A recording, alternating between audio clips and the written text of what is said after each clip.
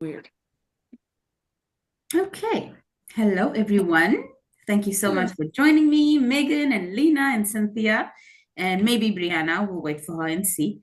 But I'm so excited. Today we are talking about our book, The Ways to God, and we're going to talk about our chapters and what this topic means to us and why we feel it's so important to share these messages right now.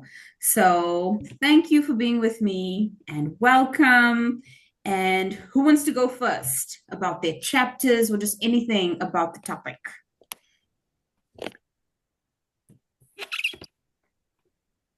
Well, I guess I'll go. Okay. Yeah, so I just Good want to morning. say that I think this book is going to be amazing. I am so excited to read everybody's chapters, especially after getting to know some of the authors. Mhm. Each one of them is a beautiful, beautiful soul who has something incredibly special to share with the world. And I just can't wait for it. And I think the reason why it's so important right now is because we're in the time of ascension. So we are moving into a higher dimensional realm. We are moving into a whole new paradigm of living, and we're connecting back into oneness.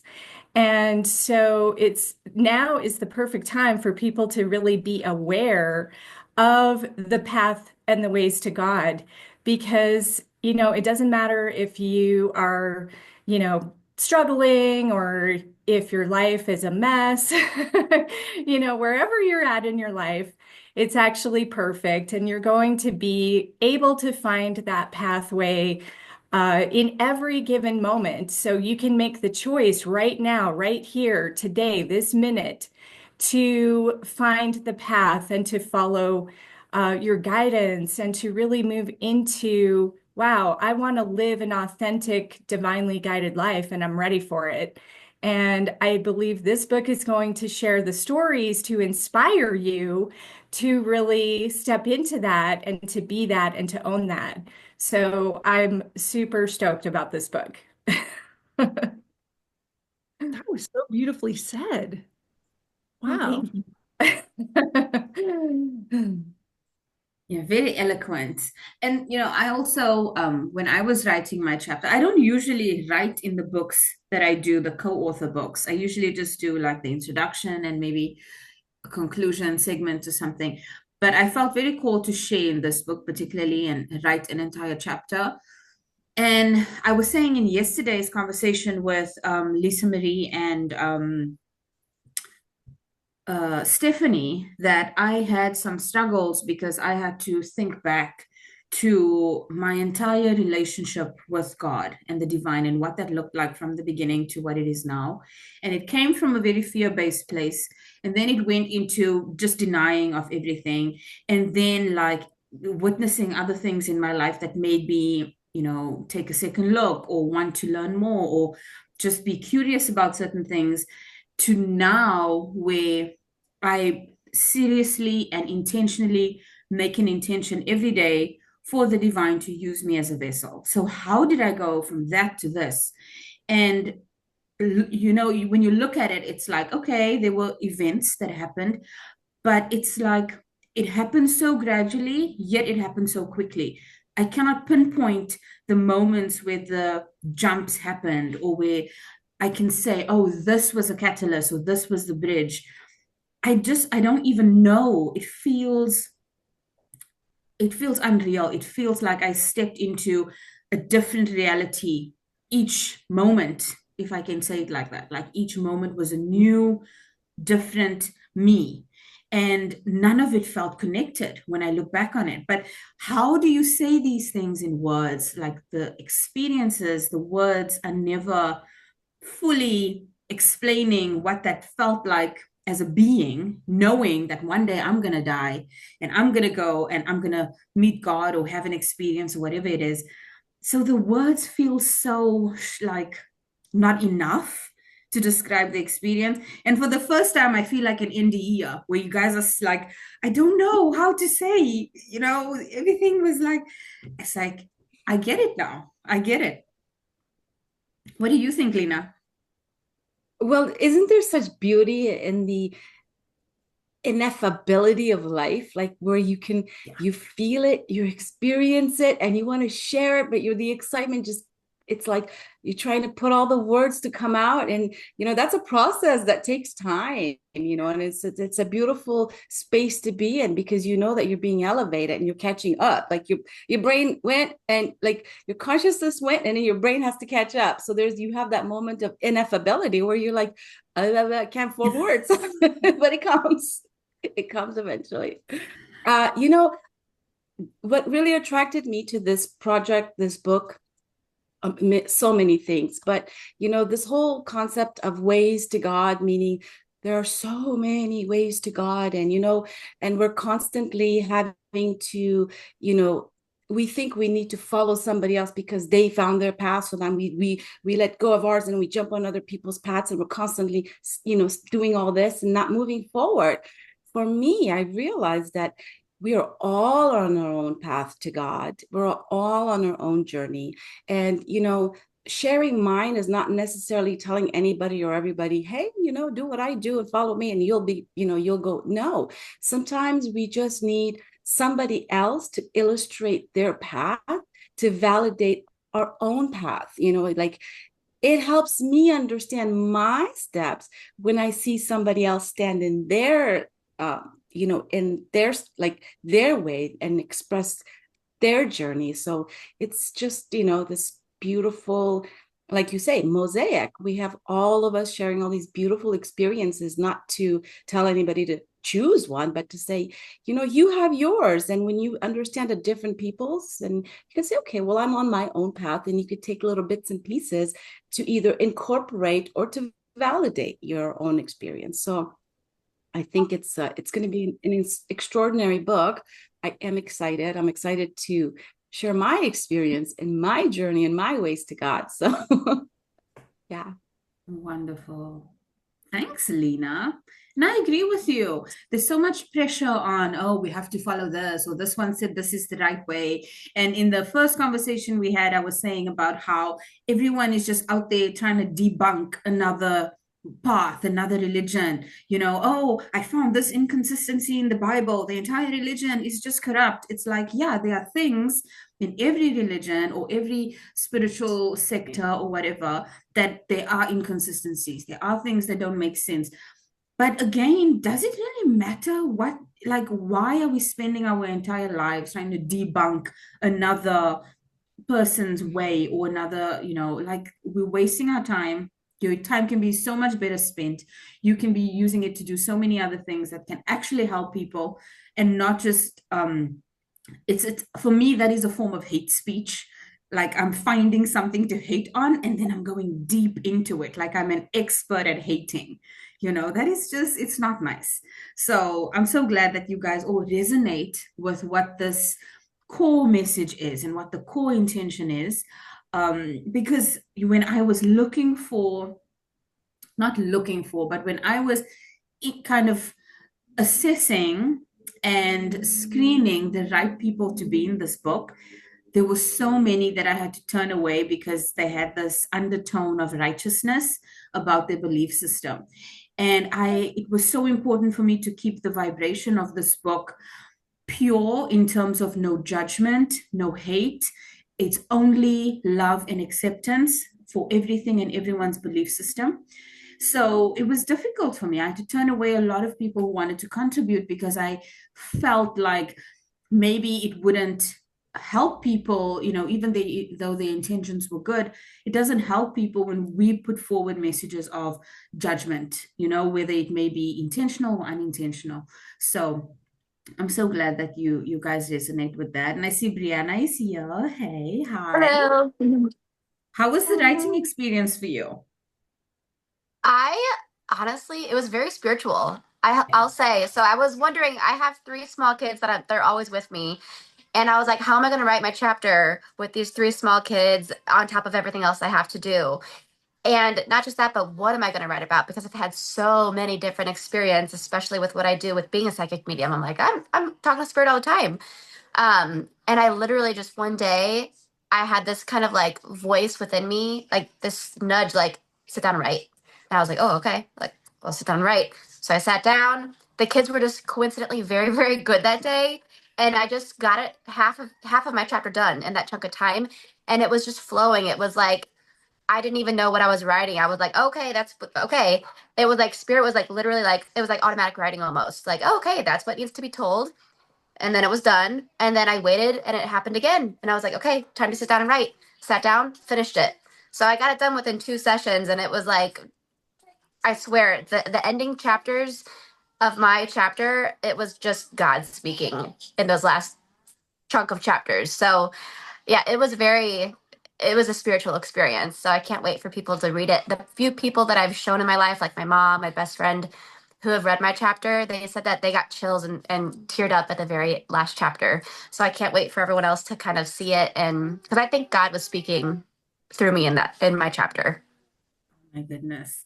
What you just described is what I want every author to do, like just let it flow through you. And like sometimes our fingers don't work as quickly, or if you like speaking it into a voice app and then, getting that transcribed, your mouth doesn't move as quickly as the words come.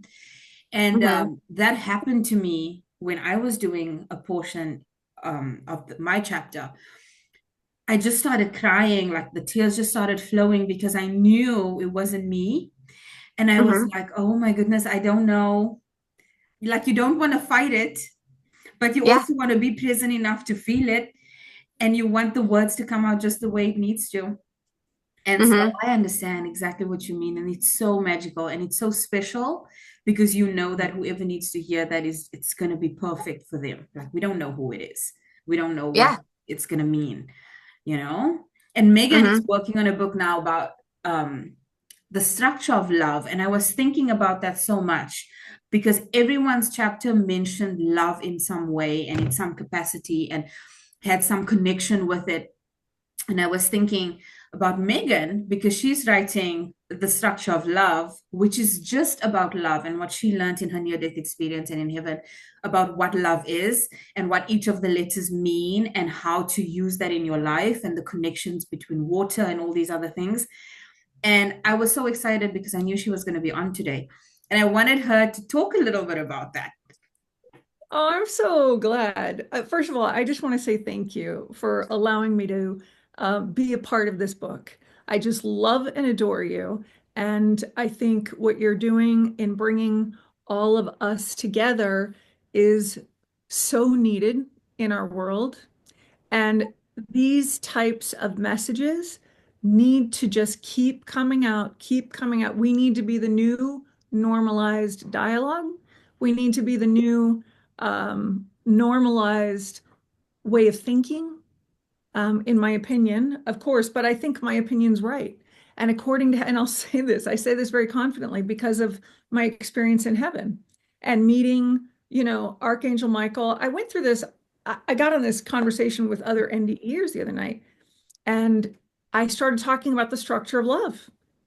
And it wasn't understood. This one individual, she kept saying, well, there are wars, there are this, and there are that, and there's religions. And I remember saying to her and to the group, because it was just like somebody's phone rang, and it happened to be to this whole group of NDEers. And I answered, and I'm like, is this about, I have no idea. And it was just random. But what I started talking about was explaining that no one has been taught what love is. Okay, we are taught to love our families. We are taught to love, um, I don't know, our children. And it's not even teaching to love a child. That's just innate. You just love. And we're taught like, we are taught such separation in life. And I really believe, and I'll get to the structure of love in a second, but I really believe that people need to stop that immediate knee-jerk reaction of needing to be right about things and needing to be right about religions, like you were talking about, like they're trying to debunk religion. Look, throw religion out of the whole equation, okay? And here's why. I believe that parts of religion are like they're accurate, but history has been rewritten. The Bible has been rewritten. There are so many texts that have been rewritten, and you look at the generations that are coming up, and then you have no control over what that person is internalizing about what they're reading, right? So it's on them to think about what this means for them, not for the collective. So I firmly believe after my NDE that Jesus and Prophet Muhammad and certain individuals that were said to be Jesus's disciples. I believe Kuan Yin and Buddha. I mean, I met all of these souls, and I so strongly believe that each one of them was a brilliant philosopher and a brilliant peacemaker who came here with this soulful drive to speak love, to speak unity, to speak about, bringing order for the people around them, giving them hope to hold on to.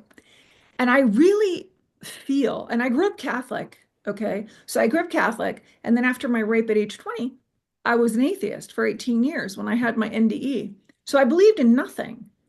And I guess what I'm getting at is that it was perfect for me to believe in nothing when I got to heaven. And I had to spend 5 days there, and I had my life review, and I had all of these interactions.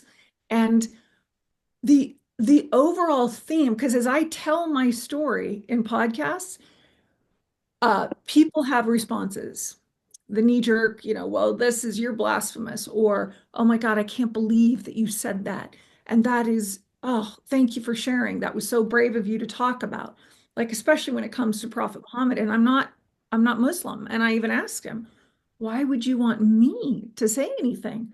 And he said, I have my ways. And I was like, okay. So what I'm getting at is that there was a structure of love that I witnessed in heaven. And the structure is God was in control and number one.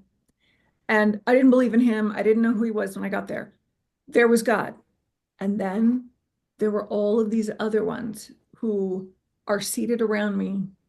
And there were 77 of us sitting at God's table. So I didn't see one of them between Kali, Lakshmi, Ganesh, Jesus, Prophet Muhammad, Sitting Bull, White Eagle, Goddess, all of these archangels to my right, Melchizedek, King David. I mean, there was not one who was saying, Megan, you came in as an atheist. We can't talk to you because I'm Jewish, or I'm Hindu, or I'm Buddhist.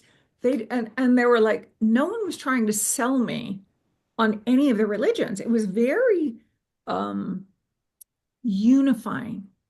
And so that was such a great lesson to watch this unification and this structure of love. They were being the example. So after my near-death experience over the years, it has developed the understanding. A near-death experience isn't just a one and done. You continue to grow, and you continue to go, oh wow, I didn't even think about it. And from that experience, wow. And you just put things into perspective all the time. So love got stronger inside of me. And I felt like, oh my God, oh wait, I have to get love out now. Like it's time. So the structure of love, if we as a whole collective understood this as being our foundation, there wouldn't be war. There wouldn't be need for people to say, your Bible is incorrect. How can you read the Torah and whatever? How can you read the Quran and whatever they're going to say?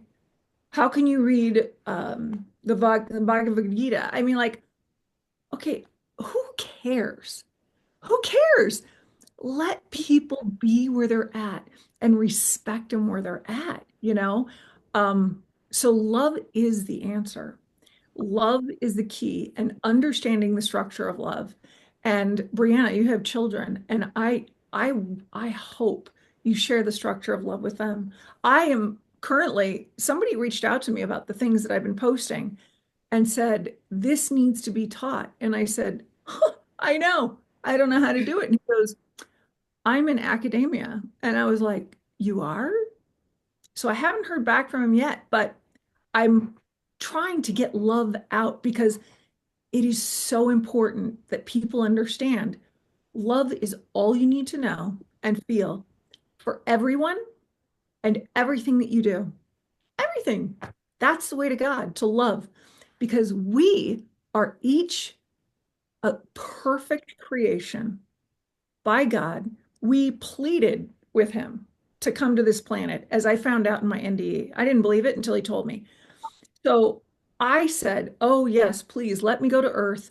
Ah, yes, let me have three lives in one. And I want to correct things and I want to talk about love. I mean, I went on and on and on, and he showed me. So it's amazing why we're all here. It's really amazing. And we are all here, which I'm really excited about as a collective, especially in this book, The Ways to God, which I haven't read and I'm so excited to read. Um, that we're all like, we are all agreeing to say, oh yeah, let me share. And it's so powerful. I want everybody to just know as a reader, it's going to be so powerful because, writing freely as you're giving us the opportunity to do, and really connecting with our souls and having the experiences that we've had in life. I mean, I think it's fantastic. I think it's so fantastic. So beautifully said, Megan. Yeah, and I completely agree about the translations of all the sacred texts, right? Because they've been translated so many times in so many different languages. There is something to be said about lost in translation, so, and also just when you think about everybody's perspectives, I always look at everything from the hands, as a professional hand analyst, and everybody's fingerprints are unique. You have, the ways to God are right here in your fingerprints. So, of course, we all have different perspectives and we're supposed to have different perspectives. But you're right about the underlying theme being love. And it's a beautiful pathway that we chose to be here. Absolutely, we chose to be here. And we were also chosen to be here. So when we really figure that out, it's like, okay, now what am I doing? So but the hands show the way, especially if you're looking for your personal pathway. That's how I look at it, is your roadmap is in your hands, and it's going to guide you in all the lessons and all the perspectives that you have and the filters that you have. And it's so beautiful to see those interlaced through the lines, through the fingerprints, through the hand shape. To me, that's a beautiful mosaic, is everybody's unique pathway. And I just love that. So, and the writing, Brianna, I had a similar experience. I was like, oh, I don't know if I'm going to be able to write this, even though I've written a couple of books already. But I wrote in a week, and it flowed so easily. I'm just like, okay, yeah, I'm just going to let the divine, what needs to come into this chapter. And it was very spiritual experience for me as well. So, That's which is amazing. perfect. Yeah. So that's great. It's so amazing how we all resonate and have similar experiences throughout this process, but also so different. Like Brianna, I also have three children too. I mean, mine's all different ages, but I was like, oh my God. And I had so much going on in April after I accepted, and so much happened. I was like, oh my God, I'm not going to make it. It's not going to happen. I don't have time. And then literally, I had that same thing, sit down and write. I sat down and everything right on paper. And then the same thing, I got up because I wasn't finished. And then I was washing dishes and doing my thing. And it was like, it is coming. Like I had to stop and go get a pen and paper. But it does. And Cynthia, I don't know if you guys noticed, but she interviewed me for her on her iPad a few days ago. And we had the most incredible time because she kind of read my poems and she's so accurate. Oh my gosh, she taught me so much because part of my spiritually transformative experience, I had an experience with the hand out in the beautiful vast skies of the universe. So Cynthia was able to kind of explain things to me in a more deeper way, which I absolutely loved. Wow. So, That Yeah, it sounds was beautiful. so beautiful.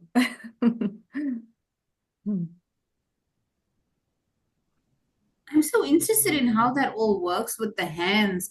So, are you saying that from looking at someone's hands, you can tell this spiritual journey? And Yeah. whoa, Mhm. so what do you look at exactly? Well, I look at the soul, first of all, that's in the fingerprints. So your soul, your fingerprints form 5 months before you're born.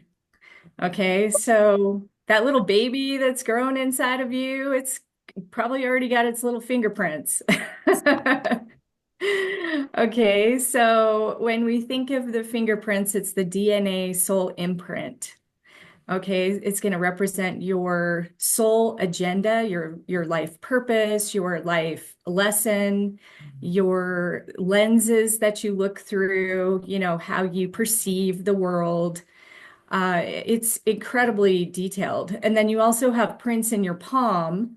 So, we have like fingerprint patterns in the palm as well.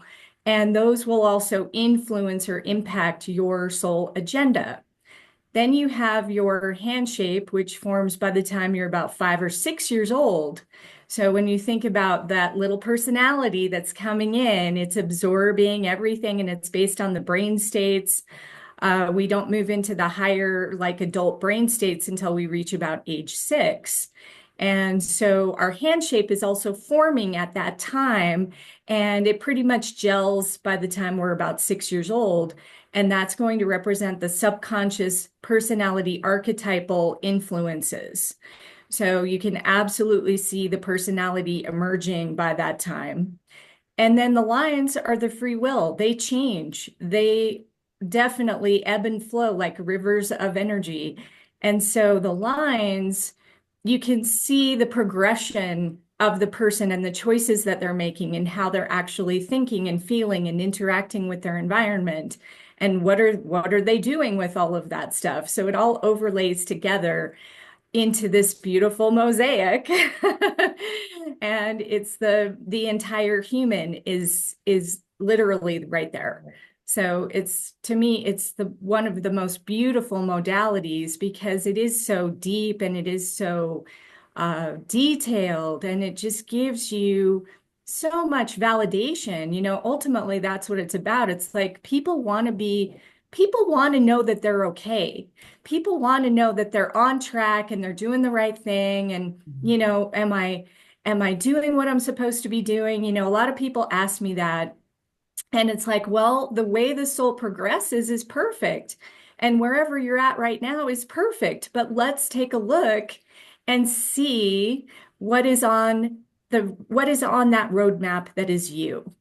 And then you take it from there, and then you can take it to the next level. So that's how I read the hands.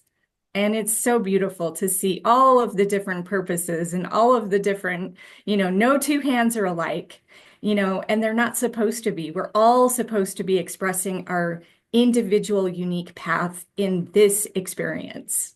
Yeah, I love that you said that because again, with purpose, I'm always writing and I'm writing a lot of blogs. And sometimes I'll use like maybe a keyword like soul's purpose or something like that, just a broad keyword. And then I will look up some of the other things that people are writing about it. And it's like you see this pattern of everybody wanting to know what is my purpose. And it's kind of like a comparison, like, oh, I'm seeing this other person and I resonate with what they do, and now I want that to be my purpose.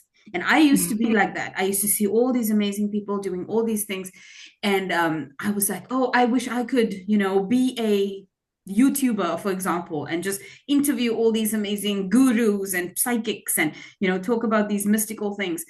And that wasn't my purpose. My purpose is something different. And it's like we're looking for ways to be connected with others, yet the purpose is all still different. Like you were saying, it's a mosaic, it all fits into each other perfectly, but it is different. And that is what makes it work the way it does, just like the whole fractal thing. If you look at the fractal, if you look at God from the perspective of a fractal, someone once told me this analogy. They said, imagine you had this beautiful teapot, and this teapot is a representation of God and all that is. And the teapot shatters into 1,000 pieces, and each one of us is a little piece.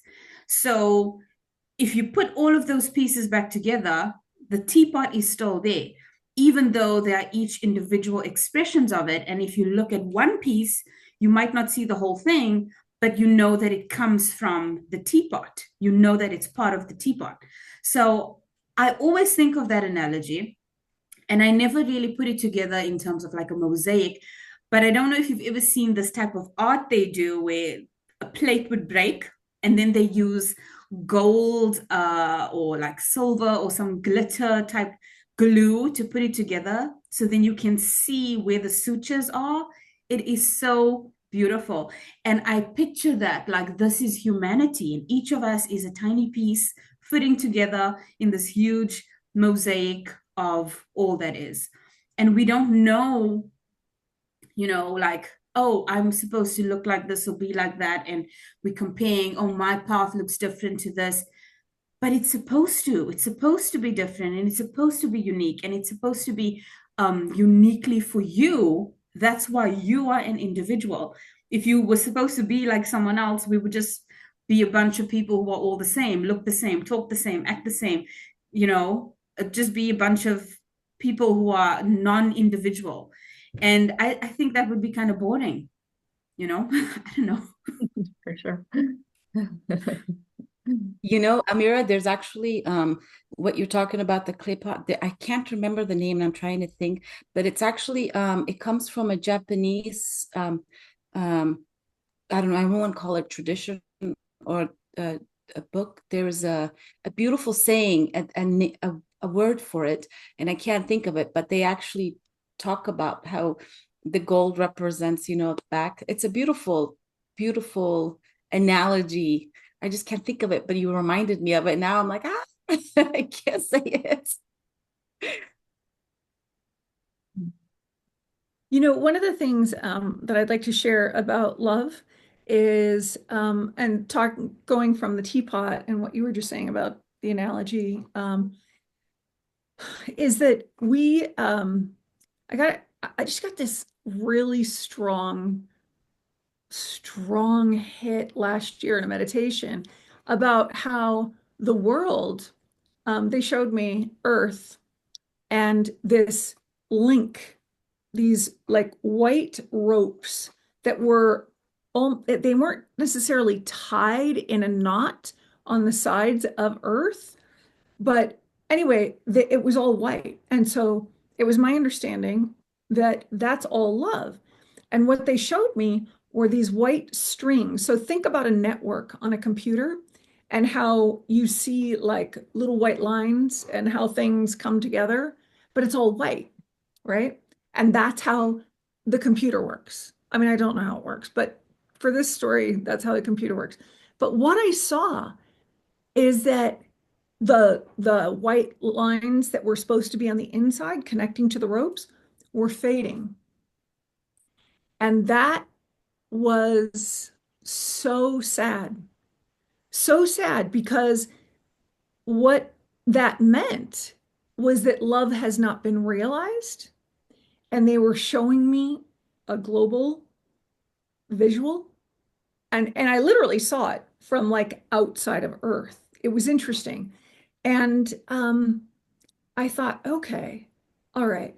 So it also hit me that we, as a collective, no matter what we choose to do, no matter how we choose to live, no matter what we want to impart to our children, we have to impart acceptance is synonymous with love. And that is the one thing, that was the first order God told me when I was sitting at his table. Tell everybody acceptance is synonymous with love. And so I share that here because we have to learn to accept one another.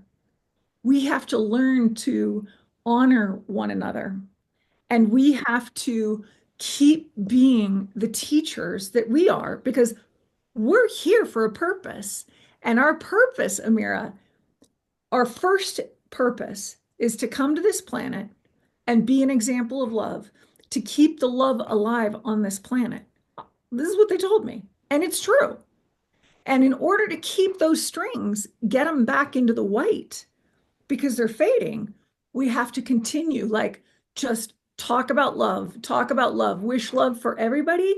Forget about, well, don't forget about religion, but if you're going to talk about religion, remember to praise everybody where they're at, you know? So, yeah, I, I, I got this very strong meditation where they showed me that, and I recognized for the first time so clearly that we being connected, and I just did a channel yesterday for two of my friends. We were sitting and we pray for the world, by the way. And this channel came up showing me that, and God was there and all these souls, but there was this wave, literally a wave of energy that is surrounding the earth. And they were showing me that this all is connected. Like it was another reminder of what they were talking about last year with me. And they were showing me, you have to tell everyone all of their energy is aligned with everybody else. So you want to make sure everybody feels good. Everybody understands love. Because if there's something that's off, it's going to hold down the progression, which we understand. But think about it like this. Okay, do you know the records? Like you put on a record, records were big, okay, at one point. But you put the record on and you listen to music. But what would happen sometimes is there would be a scratch in the record. Oh my gosh, that song, it stops right there.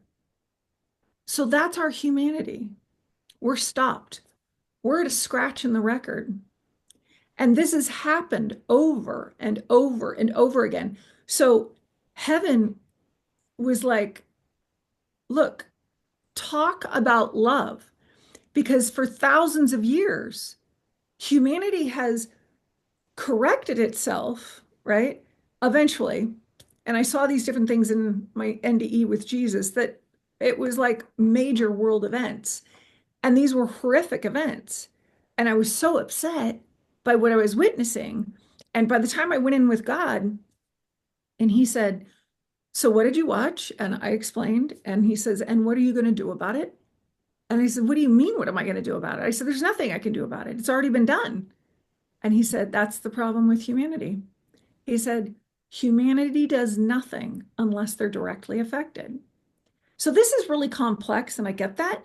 But what we need to start directly affecting people with is the understanding of love. And I'll just share here, if you don't mind, Ameera. I mean, love starts here within in the soul. That's the L, the light within. The O stands for organic. And the organic is like what you were talking about, Cynthia, the hands being the fingerprints. So there's no two souls alike. There are no fingerprints alike. We are unique. The O is organic. We are organic to this planet. The V represents voice. And in your voice that begins at the moment of your thought's inception, that voice ripples throughout your body energetically and into the world energetically. And the E stands for echo. So be really aware of how you want to echo in your life. And so what I am trying to do, but I think I have to change something in my chapter, is get across the point that we are all an echo to one another. And we want the echo to be with love toward everyone because everyone has a backstory. Everyone's got their and because we're not we're born as perfect beings. We are created as perfect beings. And then our lives happen and our upbringings happen. And then more life happens. But there's no structure of love. There's no understanding. What do I do with this? How do I how do I stop that? Right? Why does it have to be, like I'm looking at what's going on in our world right now, and it's really sad. And so I'm looking at these leaders and this insanity that's going on. And I think to myself, if they only knew love, this is why it's so like I feel so driven inside about saying love is the pattern that needs to be learned and created like the new fingerprint. It's like going to school. We have to teach children love. You have to teach them how to respect themselves. You have to teach them, to respect others. You have to teach, I mean, there's a whole thing that they get taught, right? So anyway, love has to be a part of it. Yeah. That's what I have to I was, say. yeah, I was given 7 aspects of ascension, and Really? that's a huge core piece of my work. And I do mention it in my chapter, so I'm excited to share that. But Yeah. one of the 7 is connecting to higher states of love and bliss. And so, yeah, it is definitely a very key component It's for sure. interesting. Wow. Yeah, that's interesting. It's such a major force on this planet. Oh, and I was just gonna I think Ameera, you said something earlier before we started recording, but or maybe you didn't, forgive me, but has anyone here noticed like how quickly time has sped up? Oh, yeah, Yes. big time. Okay, so last night, literally, so I get home, I did this like 2-hour channel. It's all this, love stuff. So I'm laying there in bed and I couldn't sleep all night. I haven't slept. And I have no idea how I'm even sitting here. Literally, my dog was up, I was up. And so I started thinking about the planetary alignment. And I started thinking about why I feel it so sped up. And what hit me last night was that, oh my gosh, this is heaven. Because heaven is it's in a different speed because it's love. And so I don't know if this is true or not. I'm not an astrologer. I have a friend who is, and I'm going to ask her, but I believe it's heaven who's speeding everything up. They're slamming us with love. It's like they're going, okay, we've got to give more energy, and humans don't know what to do with it right now. They'll figure it out.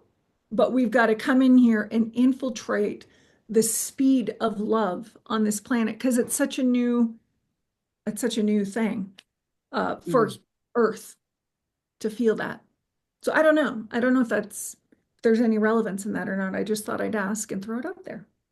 My guides call it divine time, entering divine time. And so one of the perceptions, of course, time is just an illusion anyway, but it's the impression that time is speeding up and also just being able to manipulate time. They also talked about synchronicities. People start having all these different synchronicities, and I have had some major ones this week. Oh my gosh. I'm still trying to figure out what they mean. But my TV turned on by itself at 11:59 p.m. While I was working on my phone or whatever, and I was still up. I was up late, like 3 nights in a row, and I kept getting this message like right before midnight, 11:59. And so it's like, we're 1 minute to midnight. Like, what does that mean?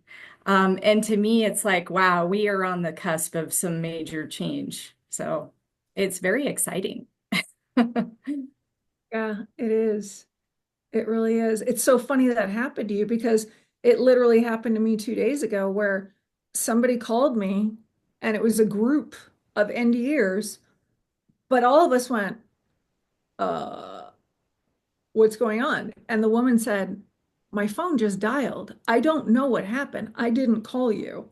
So along the lines of what you're talking about, I thought, well, there's no mistakes. So It's really interesting when you enter this realm of high vibration, or ascension, or whatever you want, spirituality. When you're in this space and then you really embody it, things happen that to the outside world sounds insane, uh, synchronistic, or miracle, but it's like it happens so often that it's just like, oh, these random synchronicities that happen. I could probably just write a book on listing my synchronicities that happen out of nowhere. But I wanted to chime in on your the beautiful way you describe love with each letter. And as you got to each letter, I was like, okay.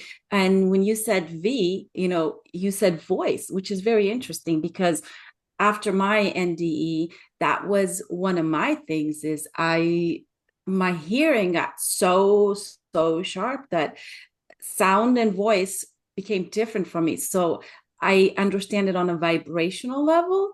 And you know how Cynthia works with the hands, and we have all these different ways, but the sound of our voice is just as unique and as incredible as our fingertips, everything about us.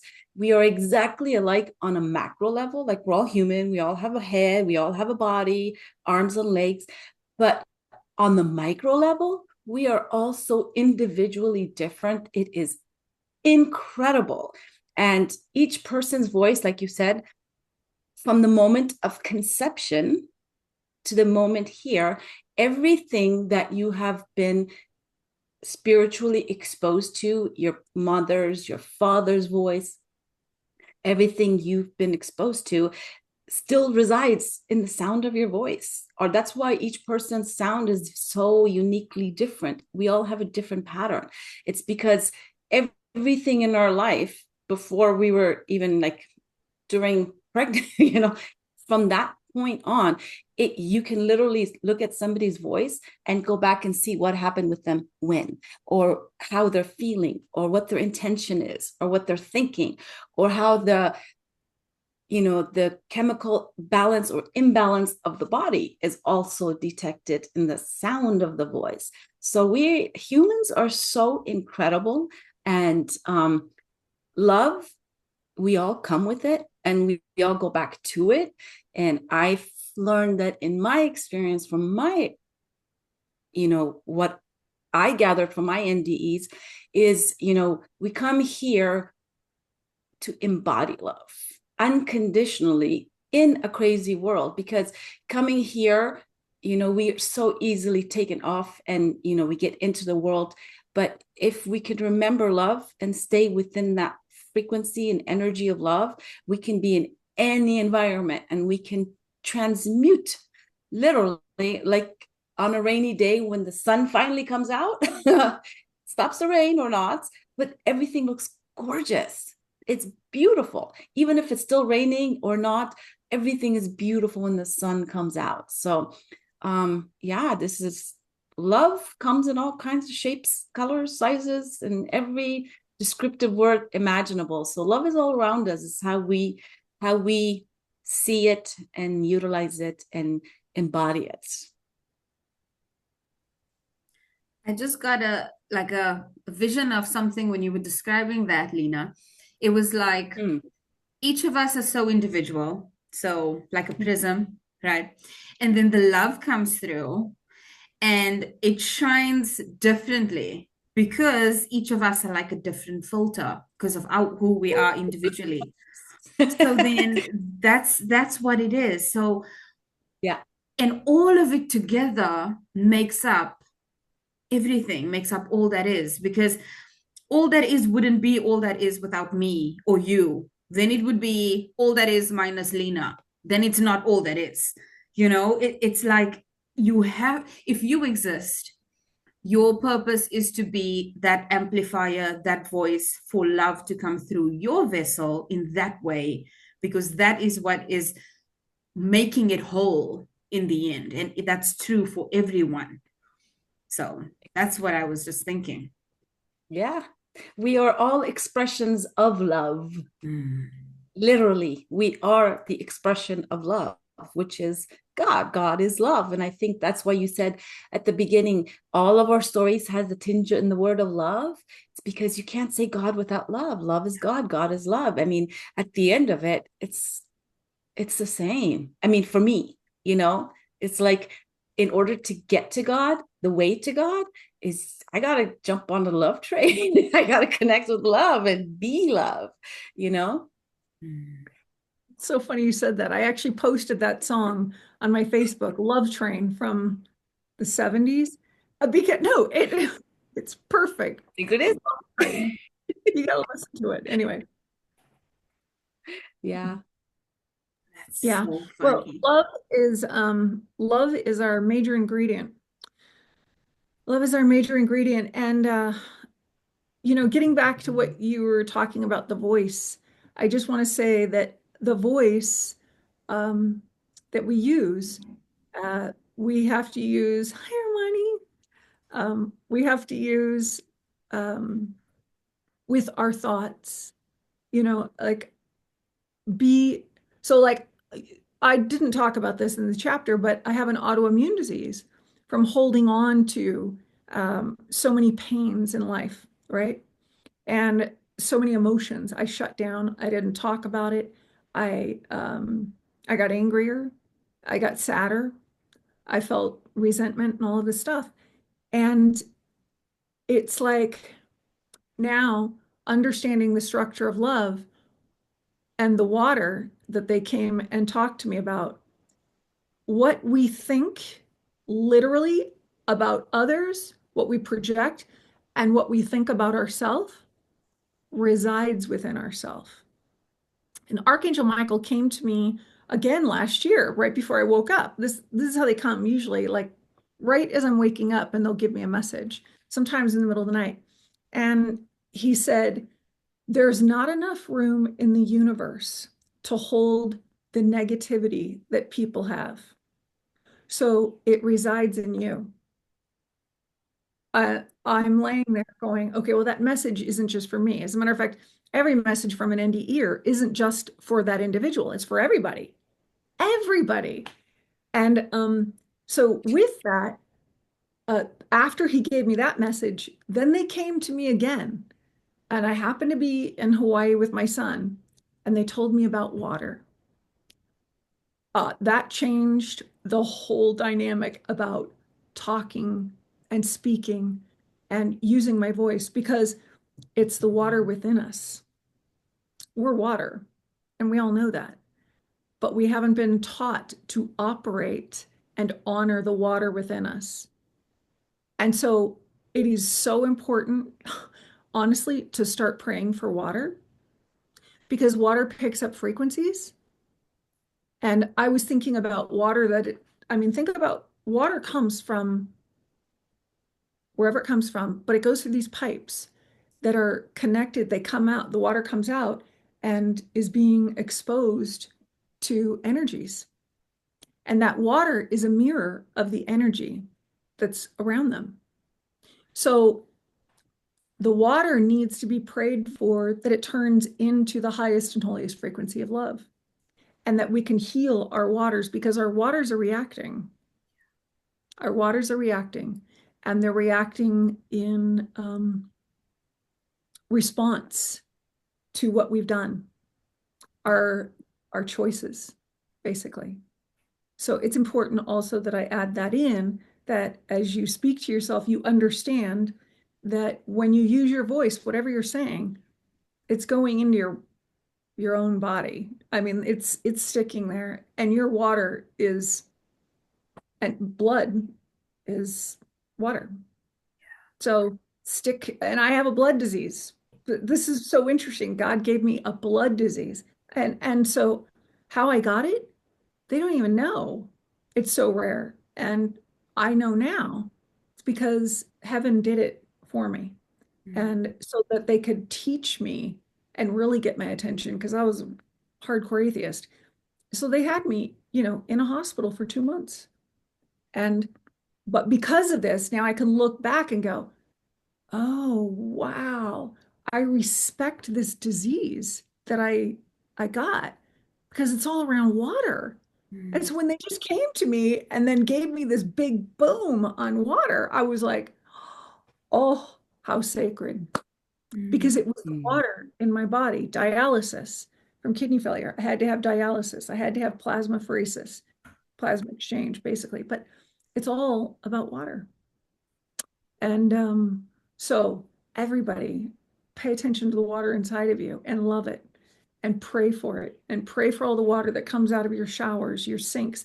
And as it goes into the earth, pray that it come up wherever it goes as the highest and holiest frequency of love. That's what I do now with water. Just I pray for everybody's water, the world's water. I want it to all get shifted for everyone's highest good. So that's so funny you say that, Megan. I live where I live, there's mountains behind me, all around me, and then there's the ocean in front. And so there's many like little rivers and streams that run through the town that I live in. So if I take a walk to the beach, I will cross over certain rivers. And there's this one that is always polluted. It's always smelly. And it's always this people like throwing their garbage in there. And not so long ago, a while ago, when we were walking to the beach, I felt sad when we were walking over this water body. And I thought it was just me or whatever. But now that you're mentioning that, I think I was picking up on the energy of that body of water. It was sad for being polluted and not being taken care of. And I just realize that now, like it's so sacred, like you said, and I wish I could do more. Obviously I pick up litter when I see it. I don't pollute. If I walk on the beach and I see garbage, I will pick it up and things like that. Luckily we live in an area where it gets cleaned up often, but the fact that people still do it, they still pollute. When someone will come and clean up, you'll come a week later and it's polluted again. Like that hurts me. And I think that is kind of like symbolic of us. We'll do the work. I'm guilty of this too. I'll do the work, I'll clean myself up, I'll sage and I'll pray and all this and all that, and then I'll do other things that will pollute my system and pollute my body and pollute my everything. And it's not intentional things, it's human things. It's things that I enjoy that are bad to do, but it's like I know that this is polluting my rivers and my oceans and my streams inside of me. And it's like maybe that's what we need to do as a collective, like clean up and then stay clean so that everything can just be clean all the time. And so that we can also be and feel closer to that frequency of love and the highest and holiest frequency of what it all is, because we stay pure within ourselves. And I think that's also another message. It's like, it's not one of us, it's all of us, it's a collective. We are literal all humans on this one earth, so let's stop acting like we're so separated, because we're not, and do things that help ourselves, because ultimately that means helping the collective. So that's my closing statement. That's your closing statement. I love it. I could even speak to that, but okay, if we're closing. Well, we could have more discussions, We can always have more discussions. I'm always up for talking with you guys. Yes. Yeah. So I'd like to add a little closing to this, to this closing on water, because I actually do a lot of work and healing with water as well. So I loved talking about water, because yes, we are almost 79% water, And so literally that's how I heal myself and kids and people come to me, my clients, is I teach them how to energize their water. Literally, I give my water Reiki and I give it instruction and I tell it what to do and I drink it.